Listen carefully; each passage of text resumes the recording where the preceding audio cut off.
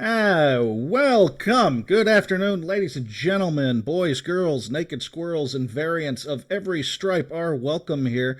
My name is Phil Keeling. Welcome to Meet Your Makers, the show where we meet the writers, developers, creators, artists, and beautiful people who make the games that we love so very much possible. And today we have a very special guest here. Please welcome with me Danielle Lauzon. I'm sorry, I just asked Lauzon. you, and I That's correct. still did it. Still did it. It's Ah, fine. we're off to Everybody it. does it. I've already poisoned the well. We just got started, and I'm unprofessional and a hack, and that's just how this works. Don't So, don't worry. I'm not mad at you. I'm just disappointed. see, all right, I didn't. She's my mom, by the way, and No. I'm nobody's mom. in spirit. Yeah, that may be true. Well, why don't you introduce yourself, Danielle, since I clearly don't know you at all. Fair. Hi, I'm Danielle Lauzon. You can also call me Dee. I am the in-house developer for Onyx Path Publishing. I oversee the Exalted line for third edition and Exalted Essence, which is kind of a, a Exalted third edition light, kind of like Fate Accelerated, where it's still part of that. Like it's still part of third edition, but it's also not. I don't know. I don't know how to describe it. Um, all the setting is correct for third edition. How about that? But the mechanics are very different. Better, in my opinion. But, nobody asked for that. So, sure, I'm just angered a billion Exalted fans. So, You're a braver person than if there's one thing I know in the gaming industry is I do not mess with Exalted fans. That is a passionate bunch of people. it is a passionate bunch of people, but I think I have an okay enough relationship with them that they know that I'm joking. Yeah, Um, you're in with them. Yeah, I got it. yeah.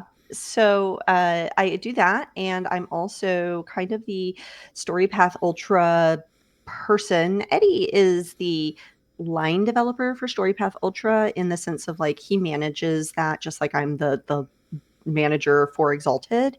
But I, have been doing StoryPath for years and years and years, kind of making sure the mechanics were consistent and keeping up with people's problems and answering questions and things like that. And so when we started working on StoryPath Ultra, I undertook the conversion and then have worked with Eddie and Matthew to kind of put it into the form that people are seeing now, in the world below and at the gates.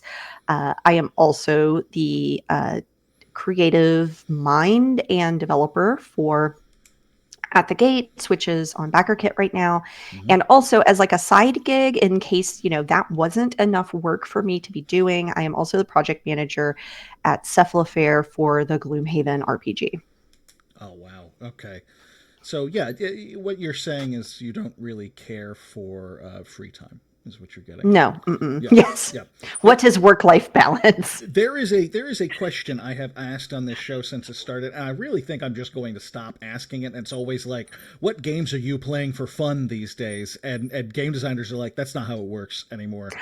Actually, for fun right now, I just wrapped up a Yeah, a Werewolf the Forsaken game. I'm only playing in these games. I don't run games for fun because when I run games, it's like doing work. that is so Um, much work. It's work. it's so much work, and I just want to be a silly little guy, Hmm. for funsies. And so we just wrapped up a short like story arc of Werewolf the Apocalypse, using the W20 rules, and then Oh. we are in the middle of a a hack of Dungeon World, but it's like the World of Adventure, I think it's called. Hmm. Um, and it's a a slight PBTA Dungeons and Dragons hack. So it's got some stats that it probably shouldn't have, but it's fun. So and it's rolling 2d6, which I love infinitely more than rolling a d20. Hmm. Um, I'm also playing Slay the Spire a lot, because Oh I yeah. recently discovered it. I had no idea. I had played Inscription, Oh, which I love Inscription. Yeah, I love Inscription, Oh, and some people were like, "Well, if you liked Inscription, you should play Slay the Spire," which mm, is, the original mechanic that Inscription pulled some of its, initial card drafting mechanics hmm. from, and I was like, "Oh, okay, I'll try it out," and I love it, so I I think they play got a that for sequel to fun. that coming out soon. They do, which is why Yeah, I picked it up. They had it for sale for like $5, and I was like, "Well, yeah. yes, I guess I'll pick this up and play the What shit choice out do of you it." have? Yeah, What yeah. choice do I have? Clearly, Steam is just stealing what money out of my wallet daily. It is absurd. My It really backlog. It is getting embarrassing. it is embarrassing, especially because I it is a lot more mindless. I stopped playing the Final Fantasy VII reboot, Hmm. a remake of the newest release of it. I started playing it and I'm enjoying the shit out of it, but it needs too much brain space, and right now I just don't have any. So I've heard that game takes you down like multiple rabbit holes. There's just no getting it around it. it does, yeah. It's a big brain game, and I don't have a big brain right now. I have a shriveled peanut. Yeah, yeah. My son just turned 5 months old, so I'm right there with you. My podcast, we always have a game of the year thing at the end, and I told my partner Kevin, I said my list is going to be the simplest, most mindless games. This is because I like stories. That's why I I like do. role playing games and stuff. Same. But I can't this year. I just don't have it. I just don't have the strength. It's bad. Uh, Yeah. okay. Well, all right. That was a good start. We're Sure. back on track. I don't feel like Yeah, there you you hate go. me anymore. So I don't hate you. I know. But let's start from the beginning, Sure. because I'm never content to. This show is not meant to necessarily just talk about what you're doing now and where you are Sure. now. Let's go backwards a little bit. Where did you start in the gaming world? Like, what was your first Mm. experience? Some uncle dragging out the red box of D&D or something like that. What was your Sure, first yeah. experience there? That's it. Like, I have some memories of things I've done, games I've played in like my earliest days, Hmm. and I kind of grew up in. I wouldn't like my husband's gaming pedigree, as it were, of having gamers in the family, is much stronger than mine. In that his dad and his dad's best friend are literally still running his homebrew uh, D&D like first edition game world that they cobbled together in the 80s. They're one of Um, those. Holy shit. yeah, That they're is. literally, Whew. I got invited to this game and I was like, I don't know if I can play that. Like, Yeah. I just don't know, That is a lot of because pressure. that's a lot of pressure, and it's it's very OSR. Like the OSR people would die of like salivating to play this game because Oh it's yeah. very, you roll your stats in order and that's what you are. Yep. um all of that kind of stuff. And so anyway, that's not my pedigree. My pedigree is a little lighter than that, but I did grow up in a family of gamers. My mom actually was a big gamer for video games, and Mhm. so we got a Nintendo. We had an Atari from as early as I can remember. I was hooked up to a tiny little black and white TV in my mom's bedroom, and we would sit on her bed and play Frogger. Ugh, Yeah, I love it. I love it. yeah. And so, that was kind of the very start. And then I think my cousin brought over Dungeons and Dragons, and my Mhm. brothers were playing, and I wasn't allowed to because one, I was too young, and two, I was a girl. Oh, of And course. not like Yeah. I'm a girl, girls can't play, but like we don't want to play with our little sister. Well, that's different, I guess. Yeah, Yeah, yeah. that's fair. It, Yeah. it wasn't it wasn't misogyny. It was sibling rivalry. Yeah. Just like A be very fine clear line to about be that. sure, but Yes. totally understand. Yeah. Yeah. Yeah, I was the annoying little sister, and they didn't want to play with me, which totally understand. Um, we had gosh, what is the name of that game? We had a board game that was essentially like a Dungeons and Dragons board game. It was you did like a dungeon explorer where you had like little characters and you went down different levels and you like went through a door and you flipped over a card and it was some kind of um Hmm.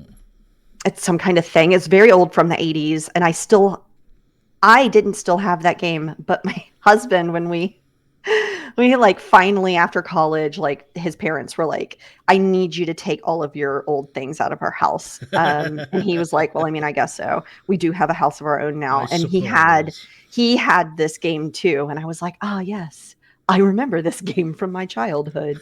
Um, I picked very well. Um, Yeah, you did. yeah, That's like a sign right there. It's like, yeah, baby, I right. love you. That's Y- great. Yeah. So anyway, those were like my first experiences. I didn't play my very first like personally tabletop RPG until high school. Mm. And the very first experience I had was this very surreal version of Vampire the Masquerade. Uh, I think it was revised because it was like in 96. Oh, Oh man, I'm aging myself no, here. that was no. That's you're talking about my era. That's. Yeah. I'm getting all the high school feelies. It's good. Yeah, It's good. yeah. It was in 96. I was a freshman, Mm. and there were some seniors that were playing a Vampire the Masquerade game, and I got invited. And the way they were playing it was they would make their characters, and then they would just role play so much that they just Mm. wandered around the house role playing like it was a LARP. And anytime there was like the storyteller would be like, "Oh, you run into a thing, you need to roll for it." We would just, take dice out of our pockets and roll them on the floor and then see how we did and then put them back in our pockets and continue role playing. Yeah. Um, that experience, I only got to play like 2 or 3 games of that, but it was fantastic. My mom had kind of bought into the Satanic Panic a little bit, Yeah. not a lot, Mm. but she was a little worried about Vampire the Masquerade in specific. Because it deals with darker themes. And Mm. also, I was a freshman hanging out with seniors, and she was super uncomfortable with that. And at the time, I thought it was stupid. But now that I'm older and more mature, I do realize that that is, while it is only like a 3 to 4 year age gap, it is a huge maturity age gap. Absolutely. Um, Yeah. and so, while the group of people were like, I met them in the band, we were all band nerds. Mm. It was fine. Actually, I understand her inclination. Sure. Um, so I didn't get to do that very much. And then eventually I made some friends and we started playing D&D together. And that was kind of my first tabletop, like full first tabletop experience. We were playing Advanced Dungeons and Dragons, and we were doing this thing where we all like, I think there were 4 of us, and we made characters, and somebody would run like the session for the day Mm-hmm. and have like their story, and the other 3 would play their characters. And then the next session we got together, somebody else would run and the other 3 would play their What a characters. fun idea. You know, I'm Yeah. surprised that you don't hear about that kind of thing more often. That's such a Yeah. great idea. A great way Yeah. to kind of balance everything. Well, right. Yeah. Because somebody would have a story. Like we didn't want to have to remake characters every time somebody had a story idea. So we just had the characters, and then somebody would have a story idea. Oh, I have an idea for today's session, and we would just go with it. So yeah, we did that. And then so when in college, I kind of moved off and met some people, like the weirdest way. I was sitting next to somebody. I kind of spent an entire semester unmoored because I hadn't met my people yet. I did meet a group of people that were playing Settlers of Catan, and I was like, this looks like a cool board game. And they were Mm-hmm. like, it's complicated, and we don't want to have to teach you. And sorry, go away. And I was like, well, fuck you too. Yeah. And then I was a big Sailor Moon fan at the time. And I was sitting next to a girl in a biology class, and she had Sailor Moon stickers on her binder. And I was like, you like Sailor Moon? And she was like, yeah, me and my friends watch anime like all the time. And I was like, finally somebody who at least has some interests in, that I can talk to. And she was like, yeah, do you want to come to lunch with me? And I was like, sure. So we went to lunch at the like campus cafeteria where I had a meal plan, and we went in, and I sat at this giant, like, she's like, me and my friends, there's like 20 people at the table. Uh-huh. And I was like, oh my God. And we started talking, and it was like, oh yeah, we play a Friday night Vampire the Masquerade LARP, and we're part of this gaming club on campus that essentially a bunch of the old heads, professors, really want to play their like miniature war games, like Mm-hmm. the tiny little like I am playing Britannia and you are playing, France. Uh, they want to play those games, and so they have created a society so that they can use one of the campus buildings on Friday nights to do that, which means that we also get to use that building to play games. And everybody there was playing, either this LARP, Vampire the Masquerade, and then when they weren't playing that, they were playing D&D or Exalted or Alternity or whatever game somebody wanted to run. That's awesome. That's a Yeah, great way to do it.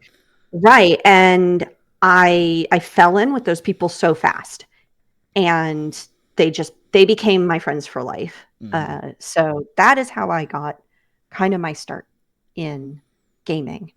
That is outstanding. I love that. I love stories like that because as someone who's I'm the only gamer in my family, Hmm. and so hearing of families of gamers and that sort of thing is always just like, oh, good, there's hope. Let's see. Yeah, Yeah, right. yeah. My buddy Kevin, his daughter, he dropped her off at her friend's house today to play her first ever session of D&D, and I was just like, oh God, It it's it it amazing. it's so good because I also hear about people like, oh my daughter wanted to run a game for me, or I'm running a game for my daughter or my son and his Yeah. friends or things like that, and it's so good. I love it. I want to do that. I want my son's 5 months old, so it's not Sure, a it's while going to yet. be a bit. And he gets to tell me what he wants to do. I'm not going to force it on him or anything. But if he ever comes to me, it's like, yeah, Dad, I need you to run a game for me. I'm like, yes, you got it, son. Yeah. The Cats in the Cradle starts playing in the background, and just yeah, it's gonna be a beautiful day. Tears, Yeah, just Dad, you can't run the game and cry. You have to promise not to do that. It's like, okay, okay, I can get it together. Yeah, I Uh, realized. Well, from there, how far do we go from those moments, those earliest moments of gaming, to working professionally, and how did it come about? So, oh man. So like I said, I had this big group of friends. We played a lot and we played LARP. Mm-hmm. And I wound up joining the Mind's Eye Society, which was at the time called the Camarilla, which is a national LARP organization, fan club to Vampire the Masquerade and all of the World of Darkness products. Mm-hmm. And we started LARPing with them. And I met a lot of people across the nation who I'm still very good friends with to this day. And some not so great. Every organization has that.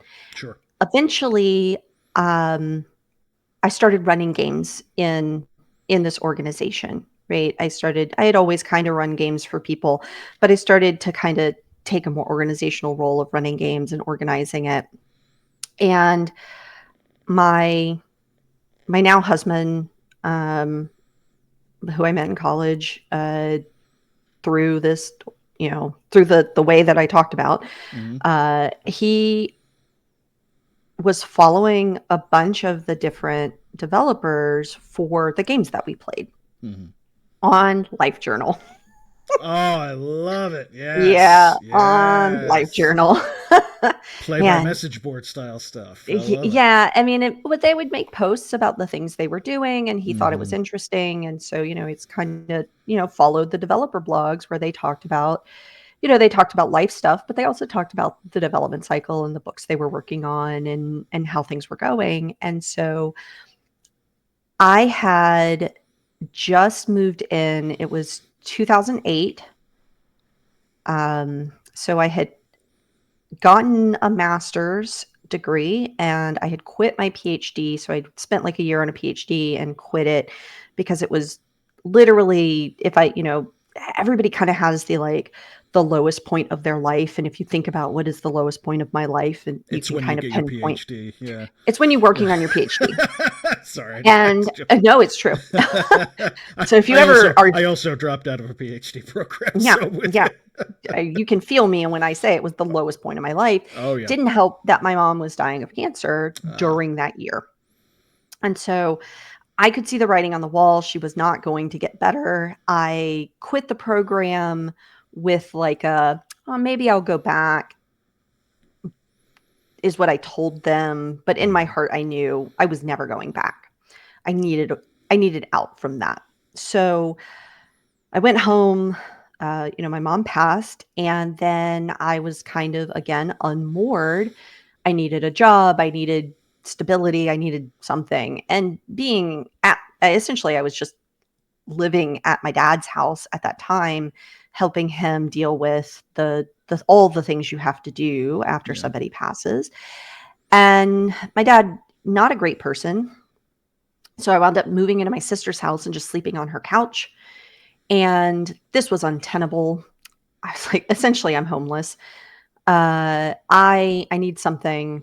I need to figure something out. And Mm. so I asked my boyfriend. I was like, "Hey, can I come live in Dallas with you?" He was like, "Yeah, that fine." And I went there in April of 2008. I started looking for a job, and probably in like May, he was like, "Hey, one of the developers that I follow is uh, doing an all call for a book that they're working on. You should submit to it." I was like, okay. I mean, I always write, I have been writing ever since I was a little kid. Mm. He knew that. And he was like, it doesn't hurt, right? Okay. So I cobbled together a submission. I send it in. I get accepted. I was just floored. I got accepted. Like, what? So I wrote my very first writing project was on Mage the Awakening night horrors book. Mm. Oh, that's a hell of a start. That's cool. All right. Yeah. Making antagonists, Yeah. cool antagonists. Yeah. So I had like a 10,000 word section Mhm. and not very big, but a bit bigger than anything I had never written on contract before. The only thing I had written to completion was my fucking master's thesis. So this was pretty big for me. I got hired for a second Mage the Awakening project, which was it was like a chronicle, like an alternate chronicles book. Mhm. Um, I think, I don't even remember. But I wrote on that and I was like, this is cool. And I really like doing this. And it seems like I might get steady work on this. This is going to be my like into the industry. And this is cool. I'm going to shoot for this. And then couple of months go by and I email that developer. I'm like, hey, I'm open and free. And, if you have more freelance work. And he was like, oh yeah. So at Gen Con, CCP brought us all to a nice little dinner and told us, hey, we're not making RPG books anymore. It's too Oh, for God's sake. expensive, and fired us all. Jesus. So I don't have any more books for you. And I was just like, well, fuck me. Yeah. Yeah. So I was like, okay, but I did it. I submitted something somewhere and got accepted, which Mhm. means that my writing is at least good enough for somebody to think that I can write. So I started working on trying to get into other fields, but I didn't know how. And, Mhm. starting as a freelancer is actually really difficult. And I sympathize for anybody currently trying to start as a freelancer because it is kind of, will someone take a chance on you? Yeah. That's 100% what it is. So I started writing short stories and submitting them to like short story fiction publications. I did not get any of those accepted. Then I did a NaNoWriMo. I wrote a 50,000 word novel. It lives somewhere in a dusty file that I've not opened since that NaNoWriMo ended. Yeah. Uh, it was awful. It was like a paranormal romance between an angel and a demon. I just like it was so bad, and I'm also not really good at writing romance, so like I don't even know why I tried. So so I then uh like a couple of years went by. In 2011, I get an email from that developer. Hey, we're writing a kind of an updated Chronicles of. It was New World of Darkness at the time. Mm. Um, do you want to work on it? And I was like, fuck yes, I want to work on it. And then I found out, oh, okay, this is Onyx Path. They have the rights to make this stuff now from Mm. CCP. It's the same most of the same people, but they got together and said, hey, we think that these books have merit. If you don't want to pay for doing it, license to us and we'll do it. Right. And so they did. And then so I started working on Onyx Path. Like, I think the first thing that Onyx Path published was the Vampire 20th edition deluxe book that I wound up picking up at a convention that CCP held in New Orleans, Grand Masquerade. And other than that, though, they started making, they did an Exalted Kickstarter, and they started making new second edition Chronicles of Darkness books. They couldn't call them second edition yet at that time, so it was the God Machine Chronicle. Right. And so, my very first project was that God Machine Chronicle book with Onyx Path, and I have been with Onyx Path ever since. That is outstanding. Yeah. That's fantastic. Right. So yeah, that was my start in the industry. And, I've worked for other people. I've worked for other companies. I've networked and met a lot of people through this kind of, but it's really will one person take a chance on you? Mm-hmm. And will you do well enough for them to hire you again and then recommend you to other people to hire? And if that's true, then you can really make a break into the industry. I have a friend who, she's a writer. She's an author. She had been working on novels, but she's like, I have such a hard time finishing like my novelization. She's like, can I work on RPGs? I think the smaller word counts will be good. I knew she was a good writer and a good worker, so I was like, sure. I normally don't hire my friends. Mm-hmm. My friends are watching this. Sorry, I don't normally hire friends. I might tell you how to submit and then recommend you to someone else to hire, but I will not hire you because working with friends gets a little messy. I have learned this too many times. I have even my own, like, I made you as a friend within the industry. You were already a freelancer, but now that we're friends, things are messy. Yeah. So I tend to try not to hire friends. But I hired her on a couple of things, and then I recommended her to other people. And as far as I know, she is now creating like live plays. I don't want to, they're not even live plays. Um they're like audio novels. Okay.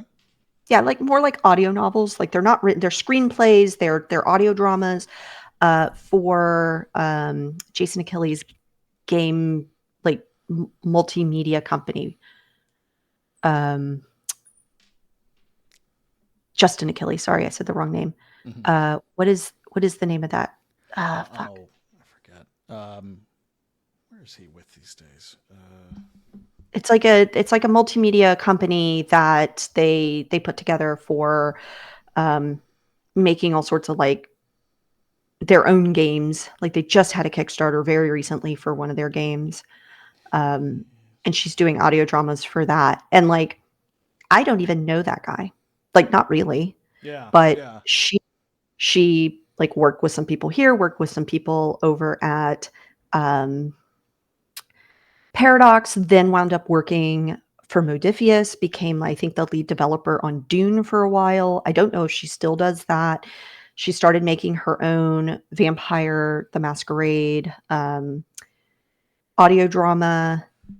and then kind of got pulled into all of these other places just from having a little bit of exposure to the industry. Are you talking about Achilles, the Studio Hermitage? Yes, yes, Studio Yes, Hermitage. yes, Yes, yes. that's what it is. That is it. Man, I was like, I can't remember the name of it. Yeah, It's gonna no, kill it me, was but gonna it's drive me crazy too. I'm yeah. glad you brought it up. Yeah. So yeah, she's doing audio dramas for Studio Hermitage right now, and that's fucking amazing for her. I'm so proud of her. That's so cool. Um, and like I have a little bit of like, yes, I gave her the door in, but her absolute skill and dedication got her to where she is. Yeah, Everybody who has that kind of skill and dedication is capable of, getting that, but she is, she needed someone to take a chance on her, yeah. I think right? that's what's interesting about the gaming industry. You see it a lot in terms of a lot of people could use an in, Yes. but and a lot of people could get an in. Mhm. But it is your actual skill and your discipline that's going to keep you in it. Yes, absolutely. I'm absolutely willing to give anyone a chance if I think that if they have something. Hmm. Um, but and I will mentor people and I will help them kind of pick up, good habits, good skills, good communication style, um, professionalism, because a lot of freelancers don't realize that professionalism is extremely important. Oh yeah, People respond really well to professionalism, and the industry doesn't lend itself to professionalism. It yeah. lends itself to treating each other like we're BFFs. Hmm. But you can only do that, treat the people you're working with as BFFs after you have demonstrated professionalism. Yeah, yeah. I can imagine that at Onyx Path in particular, that's kind of a difficult thing because one of the things that I always loved about Onyx, Justin Achille, for example, I know he's not with Onyx Path directly, but he was a guy that I was reading in White Wolf growing up and that sort of thing. He was an early guy for me, and him and people at Onyx Path and everything like that on social media were always so available and so Mhm. open and Yep. happy to chat with you and tell you about what they're working on and give you advice and that sort of thing. So there is kind of a parasocial relationship that can rise out of that. So I imagine on Onyx Path that becomes a real problem because people think they just were pals, so whatever. It has, I will say it has burned some freelancers. Yeah. Like, Mm, to be honest, like I don't, not everybody has that problem, but sometimes, especially because we are so present online and we do kind of answer people's questions, not everybody, but, some of us do. mm-hmm, And then, people who are fans of our products apply to work on our projects mm-hmm, and we give them a chance and they can't separate that parasocial relationship. Or the other thing that happens is those of us that have been working together for a very long time have built friendships and they see us being friendly with each other, right? That less professional relationship with each other, and they think that this is the way to act. right. And they don't realize that that came after the professionalism, Yes. right? You it's kind of like how, what is it, I'm going to display some of my weird knowledge here. Minks. So when minks are looking to, like a mink coat, like the Mm-hmm, animal, the mink, when they're looking to mate, the male will come at the female literally with his back turned towards her mm-hmm. to approach her in case she attacks him and doesn't want to mate. Uh, he does not come at her head on He's because careful. he's careful, right? Yeah. So until he gets, the right signs and the right things, this is how he approaches. And much like the mink, when you first enter into a new contract with people you don't know, you have to kind of have your back up a little bit. You have to kind of be professional and on guard because you don't know what the social dynamics of the situation are going to be like. Mm-hmm. And until you demonstrate your professionalism, earn people's trust, earn people's, kind of camaraderie in the situation that you're in, you can't just default to being, you know, too familiar Right. because we're deeply tribal animals. And some people are like, I don't mind if people are familiar with me, but some stranger walks up to you and is too familiar with you and you're like, what the fuck is that person's problem? Absolutely. Absolutely. This is just good advice in general, to be completely Good life frank. advice. Yes, Just, absolutely. yeah. Yeah. Um, but it's good advice in general, but it does, in our industry, it is a lot easier to fall into the trap of seeing somebody else's dynamic Right. and thinking that that is an accepted dynamic that you can just start engaging in. And you should just never. Absolutely. Absolutely. Well, you guys heard it here first, ladies and gentlemen. If at any point you are approaching Danielle or Eddie or Please Matthew or turn any, your back to make me. sure you approach them with your back. Do not look them in the eyes. No, I Do will not, scratch them out. do not look Miss Lauzon in the eyes. Do Do not. not. Well, that actually transitions to a question we've got here in chat. Reinkoth, I'm going to. I think there's a typo in there, so if I'm wrong in my interpretation of your question, let me know. But I believe what they're asking is, what sort of advice would you give for someone trying to craft a starting adventure for a tabletop session, like something starting out? So, um, I mean, I want a clarification on that. Is this a starting adventure for, like brand new characters or people who have never played RPGs before? That's a very good distinction. I'm gonna say I'm gonna go ahead with like brand new characters, because Okay. when this question came in, we were talking about joining the industry and that sort of thing. Mm-hmm. So maybe in a way of like something for a portfolio, something to show your work. Mm-hmm. Right. You want to throw this on the storyteller's vault or the Right, right. Nexus or something like that. If Yeah. if I'm wrong, Reinkoff, let me know. Let me know. Yeah. So adventure crafting, in my opinion, is actually really difficult. I like doing it and I hate doing it at the same time. Um, for two reasons. Like, you have to come up with an idea that is going to be engaging enough to players that you don't know. So Hmm. if you're putting this up for sale or you're, you know, creating it for convention play or whatever, and you're introducing, this is an introductory adventure, you're both introducing people to the setting and to their characters, it has to catch people right away. Hmm. The story needs to be something engaging, the concepts need to be engaging, and the structure needs to be laid out in a way that the person who's going to be running it is like, ah, yes, this is imminently usable by me. Hmm. So my suggestion is to kind of present the expectations up front. So, whatever that starting paragraph is like, this is how many people are probably going to be playing it. This is the level.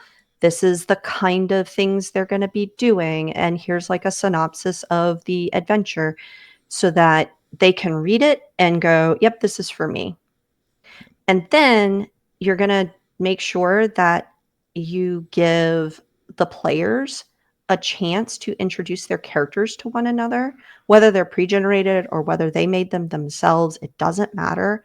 You want to build in some questions that they are going to answer that tie the characters to each other and to the situation. Hmm. So, why is your character invested in whatever the problem that is about to happen? Why are they going to be interested? You need to define that for players. And you either need to have them answer some pointed questions or you need to just state it straight up. Like, you're mercenaries, you're a starting mercenary group, you have no money, no name, you pretty much need to take any job that comes your way. Here's a job. Hmm. Right? I have told you why you need to be invested in this because you need to take any job that comes your way, and then a job came your way. Mm-hmm. Or your longtime pals. You live in a small community. The community is under attack. Why do you care? Because this is your community. This is the people that you love and appreciate, and you've been together for a long time. You need to protect them. Mm-hmm. Right. So you need to give people a reason to be invested in the story, and then a reason for the characters to be invested in each other. Then the adventure itself honestly can be anything. Um, but I usually, especially because it's introductory, I like to have it be something that both shows off the mechanics of the game, and also that shows off some of the major setting elements of the game, Mm-hmm. whatever the game is. That's great. So that's my answer. You know what? Let's go ahead and go because that was a great answer. Let's. What about the other side of it? What you were asking before, like what if we're talking about people who are just brand new to tabletop role playing? Because that's kind of a hard sell for a lot of people. It is. It needs to be short. Mm-hmm. It needs to end on a cliffhanger, Mm-hmm. uh, to make them want more. The you need to only show the coolest mechanics, and the easiest to grasp mechanics. Mm-hmm. So if you should always have pre-gen characters associated with those adventures, and those pre-gen characters should be some of the less complex character types, so that they're easy to pick up and play. People are engaging in the most fun that you could possibly have in this adventure or in this game. And when they're done, it's pretty quick. So they're not investing hours and hours and hours, which makes them go, oh, I don't know. This is why I don't play tabletop RPGs. Like, no, we were Right. able to have a really cool adventure in like an hour and a half. That's amazing. I love that. And oh man, I want to know what would happen next if we kept playing. I yeah, I couldn't agree more. I think we've all had that sort of gaming session that went for 6, 7, 8 hours or something like that that we remember fondly, that we Okay, I'm enjoy. about to make myself really red. Oh yeah, Sorry. because you're looking at me because it's I it's am my looking at effect. you. Uh, but I think because of that we underestimate the entertaining value of brevity of being able to get in and get out and have a fast, quick adventure and just enjoy yourself. So I think that's terrific advice. Let me see here. Yeah. Well, actually, we're kind of right. We're right here at the end anyway, Oh, okay, because cool. we've been at this for longer than you'd think. Oh my But I goodness. but I do want to have you on. I want to have you on again Yeah, because we sure. have barely scratched the surface here, and Sure. we've only just begun. So, ladies and gentlemen, please thank you very much for joining us. Danielle, do you want to tell them a little bit about yourself, where they can find you, what you're doing? Sure, yeah. Right now we are running the At the Gates backer kit. So if you like my ideas about how to do adventures and games and that kind of thing, you can check out At the Gates on backer kit and give it a pledge. That would be amazing. If you're already pledged, thank you. It's amazing. We've got up your pledge. We've got some really cool stretch goals coming, but we need to hit $50,000 to reveal them. And the next set of stretch goals are so cool, and I just need you to see them. So then I'm talking to people in those comments. I'm also on the Onyx Path Discord. You can find me at daniellelauzon.com. Great. Thank you guys very much for joining us. My name's Phil Keeling. You can find me at pixellitpod.com. We are the best podcast about the novelizations of video games because we're the only podcast about the novelizations of video games. Come check it out. In the meantime, in between time, thank you much for joining us, and we'll see you next time. Bye-bye. Bye. Oh, oh no. Oh no. There we go. There we go. Are we done? Sorry. I just